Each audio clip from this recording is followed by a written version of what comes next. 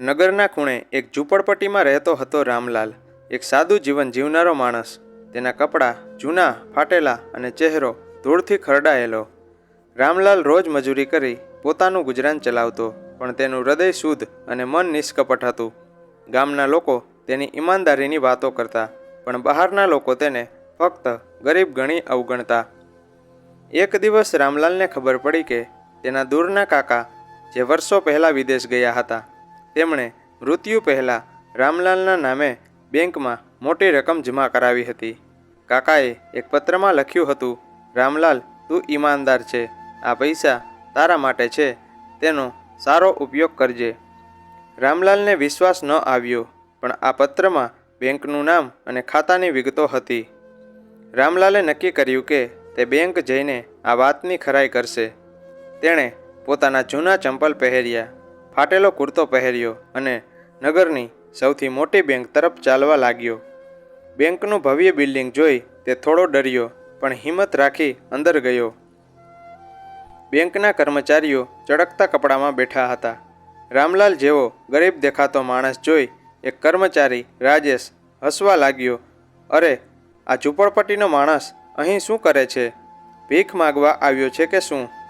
રાજેશે પોતાના સાથીઓ સાથે મજાક શરૂ કરી. બીજા કર્મચારીઓ પણ હસવા લાગ્યા. રામલાલે આ સાંભળ્યું પણ ચૂપ રહ્યો. તેનું હૃદય થોડું દુભાયું, પણ તેણે પોતાનું ધ્યાન રાખ્યું. રામલાલે રાજેશની સામે જઈને ધીમેથી કહ્યું, સાહેબ, મારું ખાતું ચેક કરવું છે. આ ખાતાની વિગતો છે.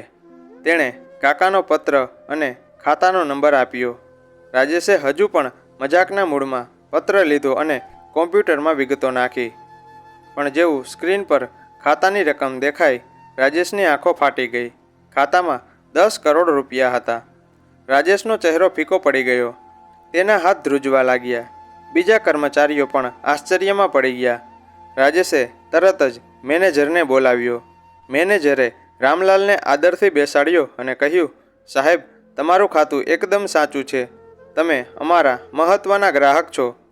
કહો, અમે તમારા માટે શું કરી શકીએ?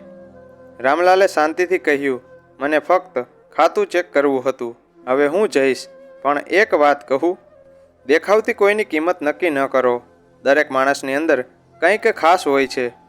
આ સાંભળી રાજેશ અને બીજા કર્મચારીઓ શરમાઈ ગયા. તેમણે રામલાલની માફી માગી.